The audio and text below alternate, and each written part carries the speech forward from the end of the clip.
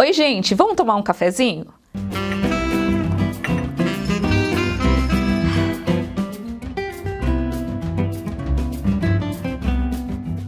Eu sou Roseli Faria, sou economista, analista de planejamento e orçamento e hoje a gente vai falar sobre o direito das mulheres e para isso eu estou aqui com a Gilda Cabral, feminista, cofundadora de uma das organizações mais importantes de defesa do direito das mulheres. Tudo bem, Gilda? Oi, bom dia. E também estou aqui com a Thalita Vitor, também feminista e servidora pública e também defensora dos direitos das mulheres. Tudo bem, Thalita? Tudo bem, tudo melhor agora. Gente, 33 milhões de pessoas estão passando fome no Brasil, e isso 7, 8 anos depois do Brasil ter saído do mapa da fome. E desses 33 milhões de pessoas, a maioria são pertencentes a famílias monoparentais, chefiadas por mulheres e, em sua maioria, mulheres negras. Então, o processo de retrocesso no direito das mulheres é enorme, mas não fica só na fome, fica em outras políticas públicas, porque a gente tem visto um desmonte de políticas públicas. Mas como a gente não pode falar só de problemas, a gente tem que falar de esperança e de soluções, eu acho que a gente tem muito que aprender com a história do movimento feministas e as conquistas que nós conseguimos até iniciar esse processo de retrocesso. Por isso eu queria começar com a Gilda para ela falar um pouquinho como que foi a sua história ali na Assembleia Nacional Constituinte, que eu entendo que foi um marco dos direitos das mulheres e a partir de então a gente teve muitos avanços, mas estamos num processo de retrocesso que a gente vai recuperar. A Constituinte, de fato, é um marco, né? Atualmente a luta do nosso direito, a luta para não ter retrocesso, mas a luta das mulheres veio muito antes, né? Esse ano faz 90 anos do voto feminino, então as mulheres de fato sempre tiveram na luta, nunca nada foi de graça, e para as mulheres negras menos ainda, né? Eu sou uma mulher branca, então as coisas para mim já às vezes vem mais fácil, né? Para as mulheres negras é mais difícil. Então o racismo é uma coisa muito séria. Existe muito racismo no Brasil e as mulheres, como existe também uma sociedade patriarcal muito dominante, aqui a gente, por ser mulher negra, a luta é muito grande, né? O CFM, que é a organização que você falou aí, que eu e mais 5 companheiras criamos na época que a gente saiu do Conselho Nacional dos Direitos da Mulher. Isso depois da Constituição? Depois da Constituinte. Nós estávamos monitorando para regulamentar os direitos constitucionais. Como dizia o doutor Ulisses, as mulheres, o lobby do batom conquistou 80% das reivindicações. Então, muita coisa que o pessoal hoje fica, não podia, por exemplo, uma mulher não podia trabalhar se não tivesse autorização do homem, se ela fosse transferida para outra cidade, não podia, entendeu? Eu fui descobrir que eu era família, eu sou mãe solteira de 4 filhas, eu sou família desde a Constituição, porque uma pessoa só não podia, não era o conceito de família, ampliar o conceito de família, pai ou mãe, o companheiro disso, né? Então tinha uma coisa muito séria de direitos civis, mesmo que não eram respeitados. Então a Constituinte trouxe tudo isso para as mulheres, não só na parte da violência, do combate à violência, como também dizer que é dever do Estado, né, direito das pessoas, todos esses direitos sociais que a gente conseguiu de educação, saúde e tal. Então não conseguimos o direito ao aborto, porque tem lá desde a concepção. Hoje eles falam muito não só um direito desde a concepção, como direito de nascituro e tal, como se nascituro fosse e a vida das mulheres, e pela vida das mulheres, quem é que está. Então a Constituinte trouxe isso, trouxe igualdade de direito, tirou o pátrio poder, ou seja, hoje uma mãe e um pai têm direito, então você tem mais condição e assumiu como um papel do Estado o combate à violência contra a mulher, o direito à saúde e tal. Então a Constituição de fato foi um marco para a atualidade, mas a luta das mulheres vem de muito antes, do tempo das nossas avós, né? Então o direito ao voto eu tenho 90 anos agora, é coisa recente, é uma conquista. Agora eu digo que eu adoro ser mulher, eu quero me reencarnar 20 vezes nascendo mulher, porque nós nunca tivemos nada de graça, né? Então tudo foi conquista, e é um negócio muito bom quando você tem aquele direito conquistado. Não tinha dado, o que tinha dado você não tem muito valor, o que você conquista é bem mais saboroso e mais prazeroso, e a Constituição de fato foi um marco. Não só por direito das mulheres, como por direito da família, como por direitos sociais de estabilidade da gestante, direito a acesso ao mercado de trabalho, em todas as áreas que você pega, se você analisa a Constituição, apesar de muito remendada e hoje jabutis, muito mudada, né? Muitos jabutis. Mas ali é um marco, eu acho que a gente tem que defender a Constituição cidadã. É de fato a Constituição cidadã. Sou fã da Constituição de 88, né? Aqui para as pessoas entenderem, eu acho que tem 3 gerações de mulheres, né? E eu sou a geração que era adolescente na Constituição de 88, então eu lembro muito do que era antes, né? O meu avô, por exemplo, ele ganhava 1/4 de salário mínimo da assistência social, porque ele era trabalhador rural e não tinha direito ao direito previdenciário mesmo, não tinha uma aposentadoria, ele tinha 1/4 do salário mínimo. E ele morreu vendendo amendoim torrado todas as manhãs com 76 anos de idade, porque a gente também não tinha condições de cuidar dele, de complementar toda a renda dele. Então essa realidade as pessoas eu acho que não conhecem, de não ter um SUS, né, de não ter uma aposentadoria rural, né, essa realidade das mulheres que você trouxe, as pessoas eu acho que muitas vezes desconhecem essa realidade, e eu acho que muita coisa a gente avançou a partir da Constituição de 88, mas como eu falei, a gente está num processo realmente de retrocesso, mas que a gente quer avançar. E aí eu queria ouvir da Thalita, que está no Congresso Nacional e está nas periferias aqui, como que você vê a situação hoje, né, da situação dos direitos das mulheres e o que você busca de inspiração nesse movimento histórico das mulheres que nos antecederam? Ô, Roseli, obrigada aqui pela oportunidade, obrigada Gilda, né, maravilhosa, me inspiro muito em muitas que vieram antes, mas essas aqui, essas feministas que estiveram no lobby do batom no Congresso, eu como servidora do Congresso, tenho muita referência, foram muitos direitos que vocês seguraram, retrocesso que vocês evitaram também, porque tinha já muitas ameaças de retrocesso ali na Constituinte. Então vocês conseguiram reformular muita coisa, reformatar os direitos sociais, seguridade social, direitos políticos, né, direito das mulheres trabalhadoras, a licença maternidade que a gente luta para ampliar no Brasil, mas que ela é muito melhor que em muitas outras partes do mundo. Agora nós estamos discutindo a parentalidade também, né, a licença parental. Não só para mulheres, mas para que a família toda se responsabilize com o cuidado.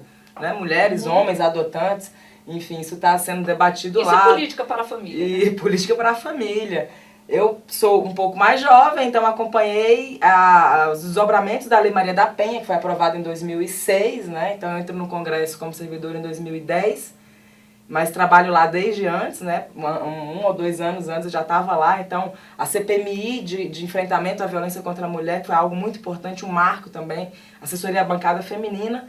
Então, mulheres de diversos partidos ali, que também tinham essa referência para defender esse legado da Constituinte, né? Hoje muito se fala em uma nova Constituinte, mas no momento de extremo retrocesso, no movimento de ameaças constantes aos nossos direitos, ter uma Constituinte nova agora seria algo muito pesado, errado, então a gente precisa manter o que a gente tem. E a todo tempo estão reformando a Constituição, né?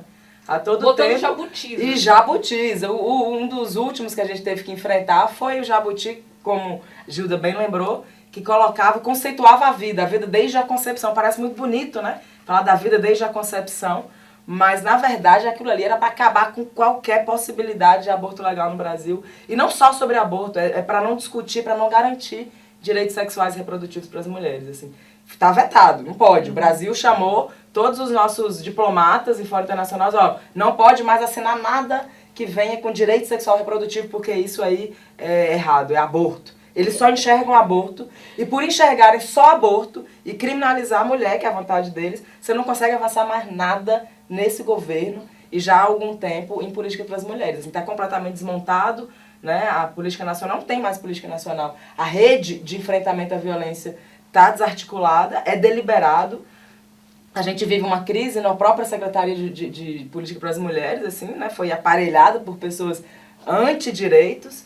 E agora a gente volta àquele mito da mulher-mãe, a mulher da maternidade, é a mulher universal, que é o que a gente vê por lá. E a gente sabe que a realidade, que a Roseli falou aqui, das que estão na ponta, das que passam fome, das que sustentam suas famílias sozinhas, das que estão no perrengue para conseguir o auxílio, das que estão passando 3 dias na fila do CRAS para conseguir benefícios que lhes parecem favor, mas que é direito, e que o governo faz questão de dizer que é favor. Né? Essas mulheres não são aquelas mulheres que a secretária nacional tá dizendo que é, né? Essa universal, essa mãezinha que acha linda, que romantiza levar o filho pro trabalho, né? Você viu isso? Como é que é o nome daquela mulher? A Brita? Foi a Cris, né? Levou o menino e aí a Damares, olha que lindo, o reizinho, o heróizinho dela, leva o menino pro trabalho, acha bonito. Porque a maioria das mulheres não tem condição de se manter no trabalho porque não tem creche. Exatamente, o que a gente quer é equipamentos públicos. Mas eu queria um pouco, você falou um pouco de Constituinte, né? Eu acho que desde a aprovação da própria Constituição, a gente tem movimentos de uma nova Constituinte, até porque, embora ela tenha sido construída de uma forma muito participativa, a gente acabou tendo uma situação de mudança ideológica fora do país, né, em que se falava de neoliberalismo, redução do tamanho do Estado, dos direitos. Aqui dentro também uma situação de crise financeira, né, do Estado, hiperinflação. E assim, eu percebo que no outro dia, já ali da promulgação da Constituição, já se falava que os direitos da Constituição não cabiam no orçamento. Só que não faz sentido a gente declarar direitos na Constituição e não garantir no orçamento público financiamento para esses direitos, porque senão ele fica completamente esvaziado. E vejo que muito do desmonte que a gente tem percebido e testemunhado com muita dor e muita luta nos últimos 7 anos tem a ver com isso também. Ele gira em torno do orçamento público, gira em torno do esvaziamento do Estado e de suas políticas públicas, com rebatimento, que é no governo federal, mas também no governo distrital. E aí eu queria saber de você, Gilda, traga a sua inspiração, traga a sua experiência, porque muito do trabalho do CFEMEA foi justamente em torno do orçamento público. E, a meu ver, a grande constituinte é isso, é fazer com que o orçamento público garanta os direitos que estão na Constituição. O que o CFEMEA fez em torno do orçamento público e o que você acha que a gente deve fazer a partir do ano que vem? Quando o CFEMEA foi criado, em 89, a gente tinha um programa que era Direitos da Mulher na Lei e na Vida. Então, como a gente foi exatamente criado para ver essa parte da regulamentação, quando desarticulou o Conselho, então era Direito da Mulher na Lei e na Vida. Então a gente conseguiu praticamente tudo na lei, mas na vida nada. Então ele disse, olha, para poder ser direito na lei e na vida, a gente vai ter que começar a entender, foi quando teve a conferência de Beijing, a gente começou a colocar emendas pontualmente para essa área de saúde, violência e tal, que era onde a sociedade estava mais mobilizada, tinha mais informação. Então a gente começou essa atuação no orçamento público, no recurso público, nem entendia de nada, e nem precisa entender, gente, orçamento é instrumento político, você precisa entender da política que você quer levar. Entendeu? O que é que você quer que o governo assuma o seu papel? E nós, sociedade, assumimos o nosso. Então o CFEMEA começou com essa atuação no orçamento público, orçamento da União. Nós tivemos um grande aliado que foi, na época, estava discutindo a nova metodologia de PPA e tal, depois da Lei de Responsabilidade Fiscal, e a gente tinha uma grande coisa, que era o PPA, tinha o seu reflexo na lei do orçamento. Então o governo planejava e destacava recursos, a gente juntava pé com cabeça. Isso foi permitido pela Constituinte.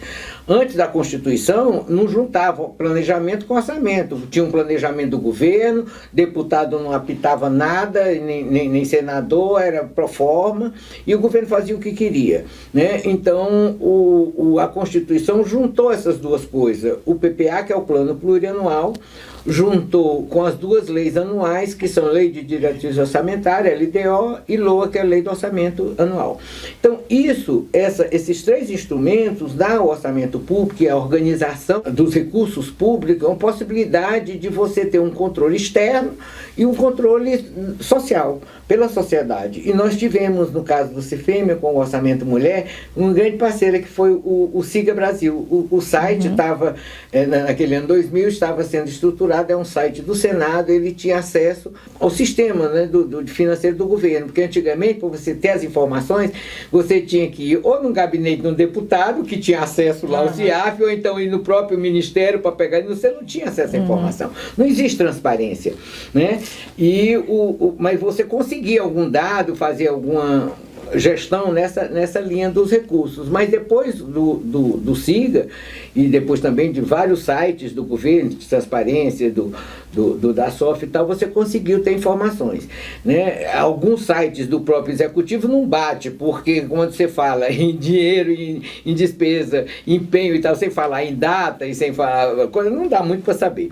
Mas o SIGA era uma coisa muito interessante, porque o acesso gratuito, era informação oficial, um site oficial, atualizado diariamente.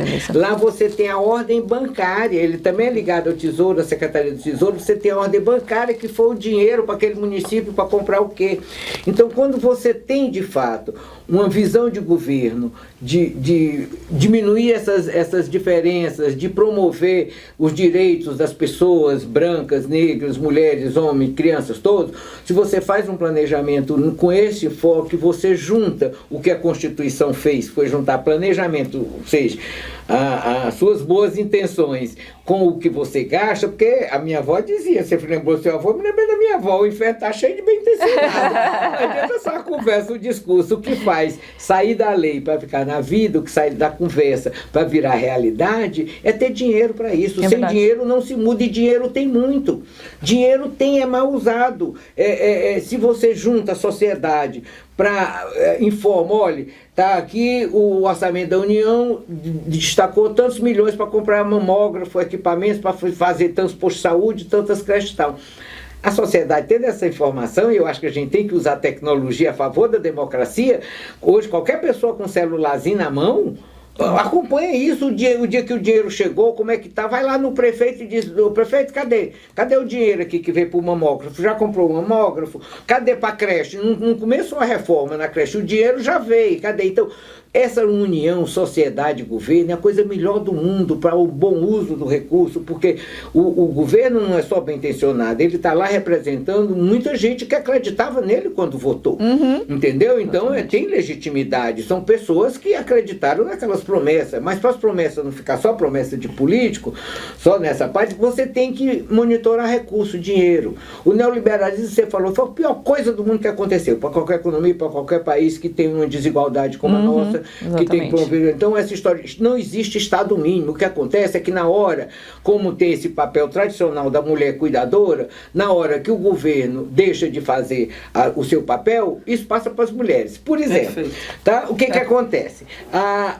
Antigamente, você tinha os agentes de saúde que quando a criança estava lá não se vacinava, o agente de saúde passava de casa em casa para saber, cadê? Por que a sua filha não foi vacinar?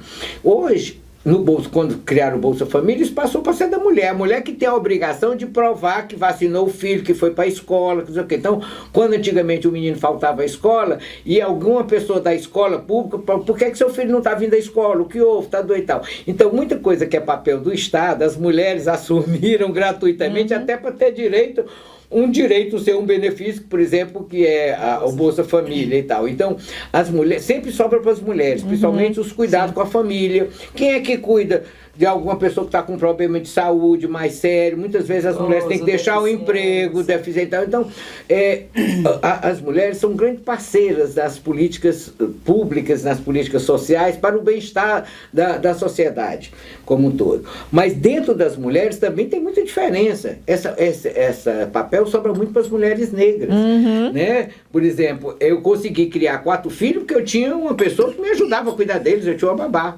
negra. Mas não necessariamente a babá tinha acesso à creche para os filhos dela. Não tinha acesso à creche. Então, por exemplo, quando a gente fala hoje de fazer alguma coisa, tipo o ProUni, teve muita crítica, o pessoal, não, tem que incentivar a escola pública, concordo, mas para você ter acesso e mudar como foi mudado o enfoque, hoje qualquer pessoa que nasce sabe que tem direito à universidade e tem um instrumento para ir lá, como o ProUni facilita, a gente tem que fazer alguma coisa semelhante para a creche. Então você vai juntar de novo na creche o filho da patroa, da empregada de não sei o quê, e o ensino público, educação infantil, porque creche para gente pobre é depósito de criança, creche para gente rico é educação infantil. Chega disso, não pode. Então na hora que você junta escalonado, como já tem em muitos países, quem pode pagar, paga mais, quem não pode, não paga e tal, mas você tem ali junto. Isso é rico para as crianças conviverem, com diferentes classes sociais conviverem. É uma confraternização de classes e raças, né? E creche para cumprir não só o direito da criança, como também facilitar o acesso e a permanência da mulher no mercado de trabalho, não pode ser durante 8 meses e de 4 horas. Você tem que ter uma creche em tempo integral, que tem atividades também durante as férias, entendeu? Esse é o meu sonho atual. O meu também.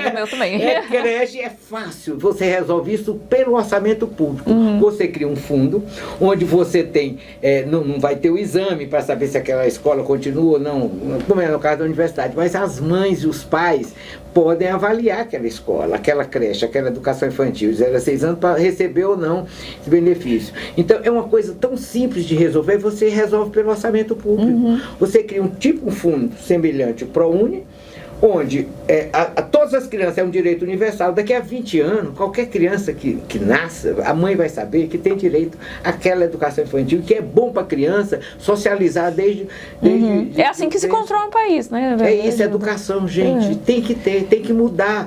Discutir sexo na escola é importante. Tem um monte de adolescente perdido aí.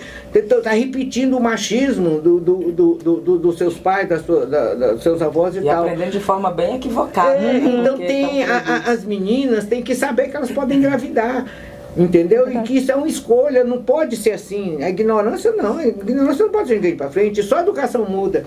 Então, hoje, meu sonho é essa coisa da creche, o direito universal via uma avaliação da própria população. E a gente não pode esquecer, gente, hoje a violência que a gente mais ou menos está muito grande aqui, mas já tem uma consciência, está nas populações indígenas. É uma loucura a violência que está acontecendo hoje com os povos indígenas, principalmente com as mulheres e as próprias tradições da educação. Por exemplo, creche não tem sentido para indígena, é outra cultura, é outra coisa. Exatamente. Mas a violência lá é muito grande. Isso tudo via orçamento público você pode. Na hora que você faz políticas, destina dinheiro para políticas ambientais, que você faz essa ligação urbana, rural, é uma loucura o que passa as mulheres na zona rural. Elas não têm nem direito a documentos. Melhorou muito também depois da Constituição, direito à terra, propriedade da terra e tal, mas ainda falta muito documento de identidade das mulheres rurais para ter acesso a alguns direitos, né? Direito, benefício e tal. Então eu acho que tem ainda muita coisa para fazer. Também acho que tem, na verdade. Muita, mas só se faz isso. A lei até já prevê tudo isso. Mas cadê o dinheiro? Cadê a ação do governo? Isso é papel do governo junto com a sociedade. Nós estamos aí nessa luta. Não, eu concordo. Eu acho que o melhor fiscal é realmente o povo, né, com transparência pública, falando se o dinheiro chegou ou não chegou e se o serviço público está bom ou não está bom. Mas é verdade que hoje a gente enfrenta um desmonte do orçamento público que, a partir do orçamento secreto, se transformou em orçamento privado. E, para além dos impactos que a gente tem, eu acho, no governo federal, né? Então, a gente está falando do orçamento da União, onde você tem esse orçamento secreto, mas isso tem rebatimento também nos orçamentos locais, né, Thalita? Como que você vê essa situação de desmonte do orçamento público da União se rebatendo na realidade local aqui do Distrito Federal em relação aos direitos das mulheres? Como que os serviços públicos que as mulheres têm acesso estão sendo desmontados, estão sendo afetados a partir desse desmonte do nível federal? Orçamento agora é secreto, né? Tudo que a gente lutou para ter transparência, como eu disse antes, né? A gente vive um momento de retrocesso. Então, o governo impõe sigilo em absolutamente tudo. Né? Qualquer coisa que se pergunte, se requer informações. 100 anos. Que até 100 anos. 100 anos é o número mágico. 100 anos de sigilo. E aí o cara tira onda na rede social, ele vai e fala, você quer saber, daqui 100 anos você vai saber. Né? Aqui no DF, o orçamento das mulheres, ele é secreto. Ele é secreto não só por ineficiência, né, da gestão pública, é porque querem. Não se consegue entender quanto vai para que ação. A secretária é filha de um grande político, né, da cidade, né, de um grande partido, que aliás é do governador também, e as coisas são feitas sem que a população tenha condições de controlar, de acompanhar. Então, como é que a mulher que está lá precisando, ela não sabe se o CEAM, que é o Centro, né, Especializado em Atendimento à Mulher, se ele vai funcionar, onde é que ele vai estar. Ela não sabe as condições da Casa da Mulher Brasileira também, que é um problema, né? A ministra prometeu não sei quantas casas no Brasil e não construiu mais nada, e aquela coisa é tão secreta que ninguém sabe onde fica. Não, mas tem que ser, a Casa Abrigo tem que ser... Sim, ela tem que ser secreta, mas ela precisava pelo menos ter condições de funcionamento, ela está abandonada. Né? E aí você tira um centro de lá, inaugura esse centro em outro lugar, mas não criou nada novo. Pintou de rosa. Inauguram. O que esse governo faz? O governo destrói 2.000 moradias. E a maioria dessas, assim, essa semana agora a gente foi acionada rapidamente as mulheres desesperadas. Eram 2 casas de 2 mulheres chefes de família derrubadas, demolidas, sem aviso, sem plano de remoção. E ele entrega 2.000 propriedades de casas novas. Então, assim, de que adianta você entregar 2.000 moradias se você destruiu 2.000 moradias? Definitivamente. É o que o governo está fazendo e quem está sofrendo na ponta são as mulheres pobres. E a maioria das mulheres da pobreza é feminina, a maioria da pobreza também é negra, né? Como a Roseli bem lembra. As creches agora é voucher, né? Então você não sabe se vai ter creche pública porque tem ali um agente do governo, né, para ficar, de novo, trocando, fazendo como se fosse favor o que é direito. Então, entregando voucher para a creche privada, em troca de quê? Né? Em troca de apoio político. É preciso manter a população mais pobre, na visão desse governo, ainda sob o cabresto, sob a sua tutela, e a falta de transparência colabora muito para isso. Né? Então, você não saber o que está fazendo com o dinheiro, para onde é que vai... como é que vai fazer tal equipamento público, tal serviço público, é importante. Quando você não consegue controlar o que você não conhece. E é o que acontece aqui no DF também. Que vem isso, vai replicando, né, num processo de retrocesso que vai passando também para o Distrito Federal. E a mãe crecheira, por exemplo, como é que você resolve o problema da creche? Bota outra mulher para cuidar, é a mãe crecheira. O problema da educação tá muito ruim na escola, faz o homeschooling. Não, isso. Bota a mulher para ficar dentro de casa cuidando de criança, alfabetizando criança. Sobra sempre. Sobra pra quem? É isso, o tamanho do Estado, eu acho que ele é determinado na Constituição, né? O número, a quantidade de direitos que a gente tem na Constituição vai estabelecer o tamanho desse Estado, e é esse tamanho de Estado que tem sido, né, eu acho que desmontado a partir de 2016 com o teto dos gastos, por exemplo, com o golpe, e aí a partir dos tetos dos gastos, que acabou desmontando, fazendo esse processo de destruição do orçamento público, né, fazendo que então as políticas fossem, né, completamente destruídas, que acaba reforçando esse papel no discurso, o papel tradicional da mulher, porque se eu não tenho creche, a mulher fica em casa cuidando das crianças, né, se eu não tenho ali o cuidado com as pessoas idosas, são as filhas que vão ficar em casa cuidando dos pais. Então o discurso, na realidade, de uma determinada moral, né, de um determinado papel social da mulher tem muito a ver com aquilo que está acontecendo na economia. Mas aí eu queria compartilhar aqui com vocês e ouvir de vocês como que a gente reconstrói isso. O presidente Lula tem falado muito que vai trocar o orçamento secreto pela participação social. A verdade é que a gente teve experiências interessantes de participação social no orçamento público, mas eu entendo que para a gente conseguir efetivamente enfrentar o orçamento secreto e reconstruir um orçamento público que garanta os direitos, essa participação social, ela tem que ser radicalizada. E aí eu sei que a Gilda, né, tem muita experiência, né, em participação social no orçamento público, então eu queria que você deixasse aqui algumas lições da sua experiência para que a gente reconstrua esse orçamento público a partir da participação social plena. Lições eu não sei, quem sou eu para dar lição, mas eu tenho vivência, né? De fato, essa luta é uma luta muito grande. Eu acredito que tem alguma coisa... Primeiro, vamos começar do começo. É uma questão de direito. O orçamento público que viabiliza a política pública é uma questão de direito. Tá? Então, você tem... As pessoas, eu não pago imposto. Não, você paga imposto quando você compra café, açúcar, arroz, não sei o quê. A política tributária nossa é o contrário, é o Robin Hood é o contrário, como diz o pessoal da diretoria cidadã, da diretoria fiscal. Então, quem paga imposto aqui é assalariado, classe média e tal.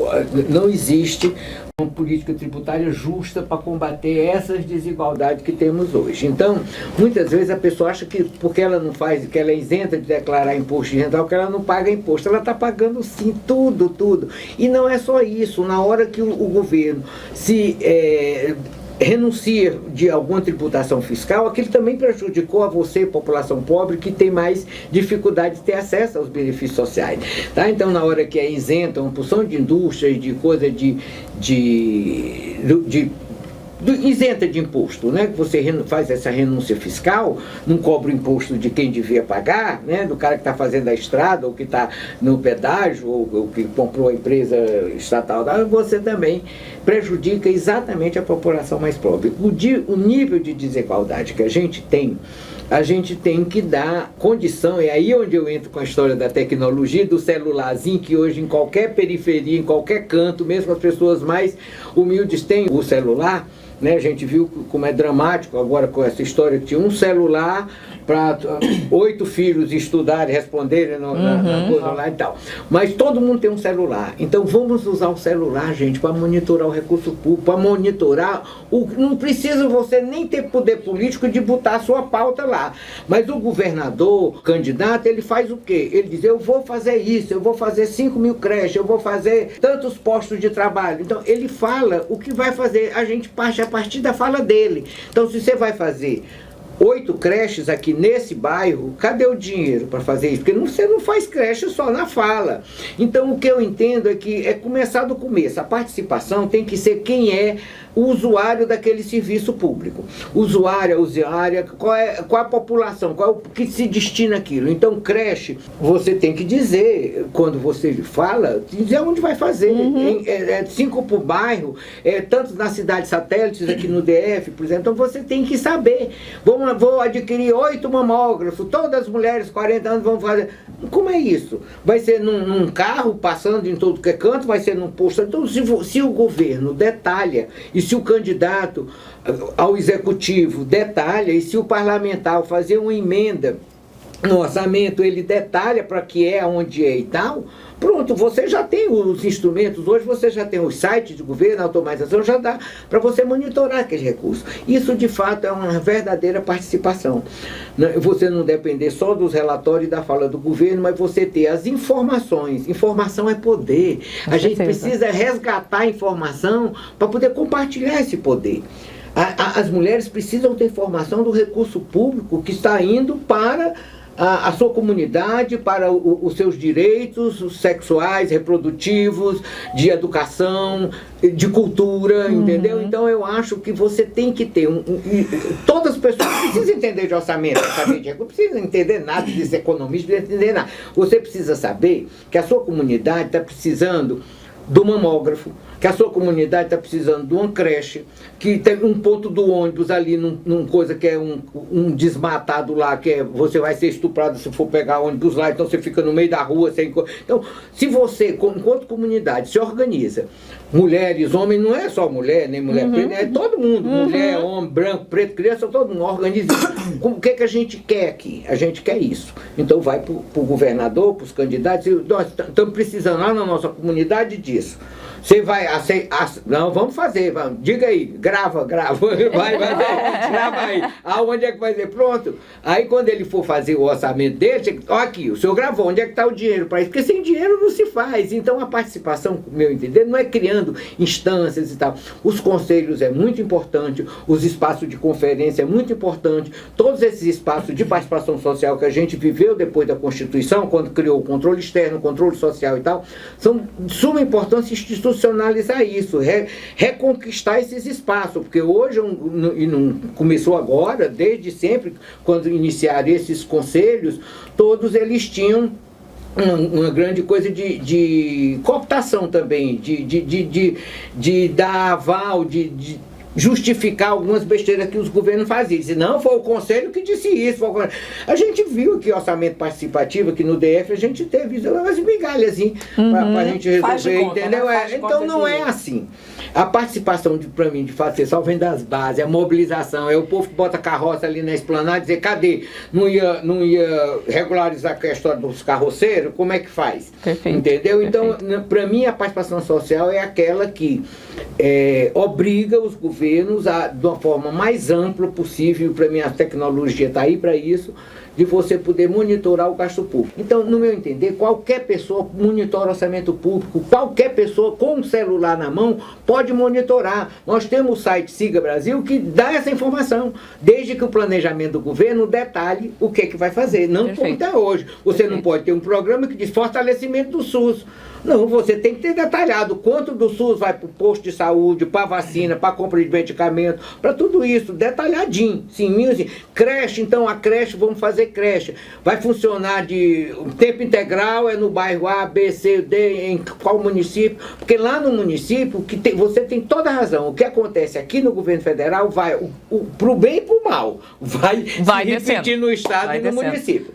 Entendeu? Então, eu sempre dizia o seguinte, olha, não precisa você entender de orçamento, o pessoal fala indicador tá aqui, esse dedo como é que chama? Indicador? Não, indicador você tem que saber de onde você está, para onde você vai. Então, o dedo não é esse aqui, não é o indicador é isso, é você saber onde você quer chegar. Eu estou saindo daqui, quero chegar a isso.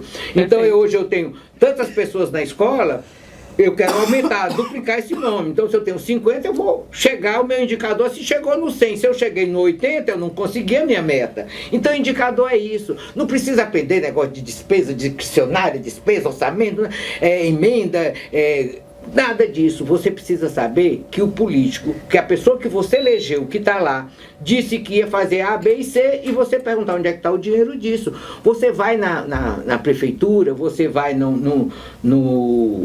na Câmara, na Assembleia, e ver quem é a pessoa do orçamento. Ele disse, olha, ele disse que ia me fazer isso aqui, que ia botar, refazer todas as paradas de ônibus aqui, ia botar coberta em tudo, aqui nas paradas do GDF. Quanto de dinheiro tem para isso? A pessoa da Câmara, do Senado, ou da Secretaria de Mobilização, sabe quando é que está esse dinheiro. Então você, a partir dali, com o seu acesso no Lazinho, você sabe onde está esse dinheiro, se chegou, se não chegou. Perfeito. É isso, participação para mim é isso. É importante os espaços institucionais, mas pela experiência recente que nós temos tido, apesar disso estar previsto desde a Lei de Responsabilidade Fiscal, existe uma responsabilidade fiscal, mas não existe uma responsabilidade social. Não existe um compromisso do governante de cumprir o que diz que vai fazer nos programas sociais. Então, tem que ser mesmo uma participação mais ampla, mas o povo substantiva, na rua mesmo. Eu substantiva. sou do tempo das passeatas. É o povo na rua que vai exigir A isso. praça de novo. Eu concordo. E aí eu queria fazer uma pergunta para a Thalita, né? A gente muito falou aqui de política para as mulheres, a gente falou de família, e eu entendo que política pública para a família é segurança pública, saúde, educação, política de transferência de renda, é comida no prato. E a gente falou que muito do que acontece do desmonte no Executivo Federal, ele se rebate aqui no Distrito Federal. E qual é a sua perspectiva, então, para essas políticas para as mulheres e para a família a partir do ano que vem, da eleição deste ano, em que a gente está batalhando muito para que a gente coloque mulheres e mulheres progressistas nos parlamentos, tanto no federal quanto no distrital. Qual é a sua expectativa, então, terminando aqui, para as eleições desse ano? Bom, a gente precisa pensar as cidades a partir do olhar das mulheres também, né? Isso não é inverter a lógica do machismo, isso é buscar o mínimo de equidade. Hoje, na CLDF, por exemplo, nós temos uma única deputada progressista, né, entre 24.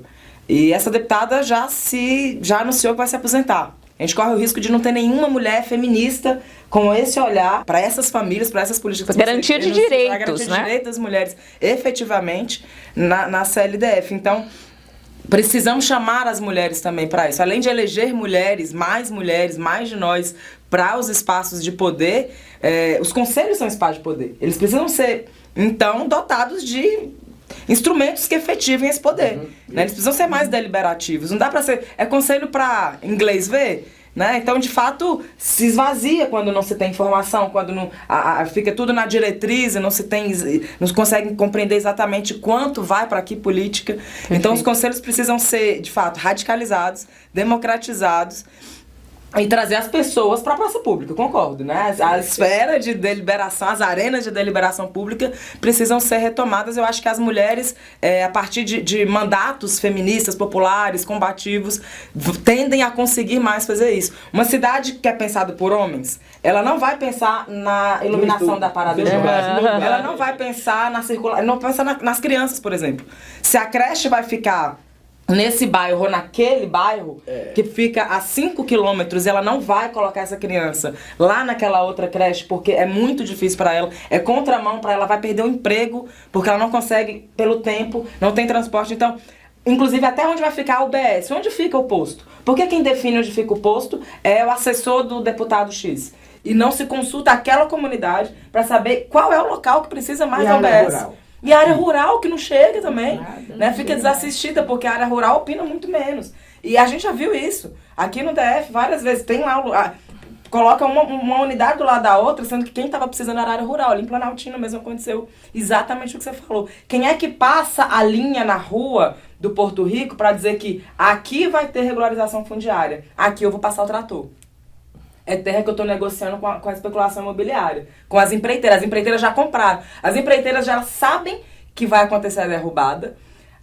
O marido do deputado, da deputada, é sócio daquela empresa. Eles passam o trator e no outro dia ela vem toda bonitinha dizendo que vai ajudar com o auxílio aluguel por 2 meses. Né? O auxílio aluguel que é direito e foi direito conquistado na luta pelas mulheres do movimento Sem Teto, por exemplo, em 2013. Né? Esse auxílio emergencial. Enfim, então o que a gente espera é radicalidade na luta, não podemos perder a mobilização.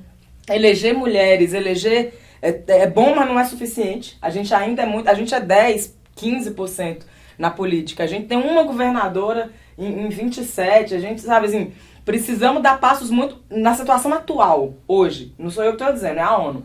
O Brasil vai demorar 100 anos para atingir a igualdade de gênero. Se a gente não tiver políticas mais afirmativas, efetivamente reserva de vagas, inclusive no parlamento, tem que aprovar mudança na Constituição, projeto de lei complementar, a Roseli vai estar lá no Congresso, então vamos lá pedir, porque do jeito que tá, a gente ter uma em 100, né? Não dá, a gente não vai conseguir fazer a cidade das mulheres de fato. Né? Que é a cidade das mulheres, uma cidade melhor para as mulheres, é melhor para todo mundo. É melhor para Como todo está mundo. a lei de cotas? Você fermentou muito dos 30%, né, das cotas. E agora que os fundos partidários, como é que está isso? Eu estou desatualizada nessa Eu acho que tá legislação. Eles vão, melhorando. de fato, os partidos vão dar o recurso proporcional para as mulheres. Como é que está isso? Porque saiu uma regulamentação recente. Eu diria assim, aparentemente sim, mas depois a gente conta, né? Depois do dia 16 de agosto. Estamos com a lupa lá. Nós estamos com a lupa. Porque a lei de cotas só não basta, porque se você você não botava garantir mulheres, recursos. mas de Mas a reserva forma ali. na lista Agora- de candidatos. A gente quer agora- reserva de cadeiras. Agora você tem a possibilidade de fato de ter o recurso, porque do mesmo jeito que não se faz política pública sem dinheiro, não se elege ninguém para instância nenhuma sem dinheiro. Os partidos têm que entender É isso. isso, Gilda. E a gente entender isso e lutar para melhorar, porque eu realmente não acredito na construção de uma sociedade livre, justa e solidária, como a gente colocou na Constituição, sem a participação das mulheres, as mulheres com toda a sua diversidade, mulheres negras, mulheres indígenas, mulheres de todas as classes sociais. E aí eu queria agradecer muito a participação da Gilda, porque nunca houve uma mulher como a Gilda e nem como a Thalita Vitor. Muito obrigada, minhas queridas. Obrigada a você. Até a Roseli. próxima. Eu que agradeço a oportunidade de estar aqui relembrando tantos momentos de luta tão preciosos para a gente. E olha, gente, lugar de mulher é onde ela quiser, entendeu? Essa conversa aí do machismo, desse patriarcado, não existe. Mulher chega onde ela quer. Você, Thalita, últimas palavras? Bom, eu quero agradecer e também dizer para as mulheres que estão assistindo a gente que o patriarcado não vai vencer, ele vai cair, e esse governo fascista vai cair, vai ser por nossas mãos. Nós temos condições, nós estamos prontas sim para fazer esse processo de resgate da nossa democracia e de radicalização da participação, porque não basta resgatar a democracia, né? Essa democracia liberal burguesa que já vinha meia boca. Não. Perfeito, Vamos menina. por mais. Perfeito. E por mais de nós. Sim, até porque a Gilda falou que o lugar de mulher é onde ela quiser e nós duas queremos estar no parlamento. É isso. bem. Muito Com meu obrigada. voto. Olha essa congressista. Até a próxima, Obrigada, pessoal. Gilda, maravilhosa.